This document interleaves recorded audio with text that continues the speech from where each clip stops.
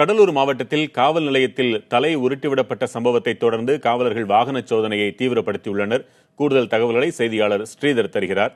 ஸ்ரீதர், அந்த சம்பவத்தை தொடர்ந்து அந்த காவல்துறையினர் மேற்கொண்டுள்ள பாதுகாப்பு நடவடிக்கைகள் என்னென்ன, விரிவாக சொல்லுங்கள். வெங்கட், கடலூர் மாவட்டம் ரெட்டிச்சாடி காவல் நிலையத்தில் நேற்று முன்தினம் இரவு ஒரு சிறுவனின் தலை உருட்டிவிடப்பட்டது. இதன் எதிரொலியாக கடலூர் மாவட்டத்தில் தற்போது போலீசார் தீவிர வாகன சோதனை ஈடுபட்டு வருகிறார்கள். இதற்கு முக்கியமான காரணமாக சொல்லப்படுவது, புதுவை மாநிலத்தில் பல்வேறு கொலை வழக்கில் இருக்கும் ரவுடிகள் பல்வேறு சட்டவிரோதமான செயல்களில் அங்கு ஈடுபட்டுவிட்டு அதன் பிறகு புதுவை மாநில காவலரிடம் தப்பிப்பதற்காக கடலூருக்கு வந்து தங்கிவிடுகிறார்கள்.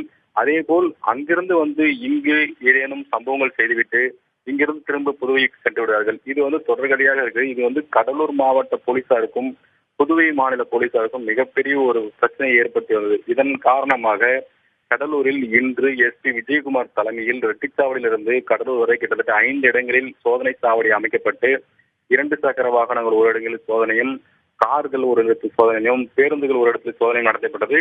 இதுல புதுவை மாநிலத்திலிருந்து பல்வேறு சட்டவிரோத செயலில் ஈடுபட்ட 25 ரவுடிகள் கடலூரில் தப்பி வந்து தெரிய வந்த அடுத்து 25 ரவுடிகள் பல்வேறு இடங்களில் தற்போது கைது செய்திருக்கிறார்கள்.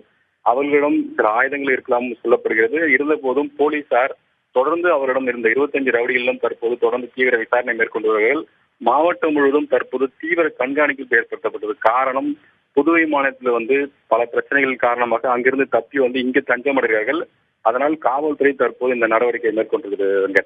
ஸ்ரீதர், இதுபோன்ற கொலை சம்பவங்களில் அரிதினும் அரிதாக கொன்றவர்கள் தாங்களே சரணடைவதை கூட நாம் பார்த்திருக்கிறோம். ஆனால் இது எங்கோ கொன்று அந்த தலையை காவல் நிலையத்திற்குள்ளேயே உருட்டி விடுவது என்பது ஒரு கொடூரத்தின் உச்சமாக பார்க்கப்படுகிறது. இதை அம்மாநில முதலமைச்சர் எந்த அளவிற்கு தீவிரமாக பார்க்கிறார், கையாளுகிறார்? வெங்கட், நீங்க கேட்ட கேள்வி உண்மையிலே மிகப்பெரிய ஒரு விஷயம்.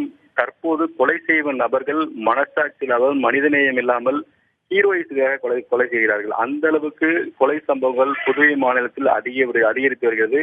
அது தமிழகத்திலும் தற்போது அதிகரித்து வருகிறது. குறிப்பாக நேற்று முன்தினம் சுவேதன் என்ற சிறுவன் கொல்லப்பட்டு அவன் தலை கிட்டத்தட்ட 6 கிலோமீட்டர் 2 சக்கர வாகனத்தில் கொண்டு தமிழக காவல்துறை, ரெட்டிச்சாவடி காவல்துறை வீசிவிட்டு சென்றார்கள். இதற்கு அந்த கொலையாளி சொன்ன ஒரு சம்பவம் என்பது ஒரு வாக்குமூலமாக கொடுக்கப்பட்டது என்பது தமிழக காவல்துறையிலும் தமிழக அரசிலும் ஒரு மிகப்பெரிய ஒரு அதிர்ச்சியை ஏற்படுத்துகிறது. காரணம், கடலூரில் உள்ள சிறைச்சாலையில் அவர்களுக்கு தேவையான, அதாவது குறிப்பாக மது, சிகரெட், கஞ்சா உள்ளிட்ட அனைத்தும் கிடைக்கிறது. சிறைச்சாலையில் ஒரு கிட்டத்தட்ட ஒரு கிளப் போல் செயல்படுகிறது. அதனால் எந்த விதமான பிரச்சனையும் இல்லை. அதனால்தான் புதுவையில் கொலை செய்துவிட்டு அவருடைய தலையை தமிழக எல்லைப் பகுதியான ரெட்டிச்சாவடி காவல்துறை உருட்டிவிட்டு சென்றோம் என்ற ஒரு வாக்குமூலத்தை சம்பந்தப்பட்ட கொலையாளி புதுவை காவல்துறையிடம் தெரிவித்திருக்கிறார்.